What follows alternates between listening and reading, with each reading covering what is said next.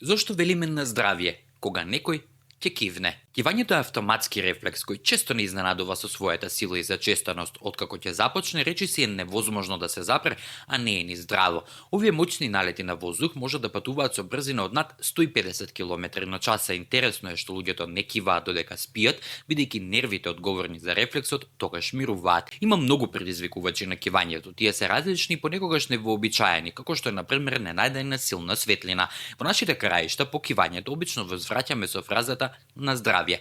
Едно популарно верување сугерира дека традицијата датира од бубонската чума во Рим, за време на која кивањето било симптом на болеста. Папата Григори I наводно ги охрабрува луѓето да кажат на здравје како молитва за заштита од болеста.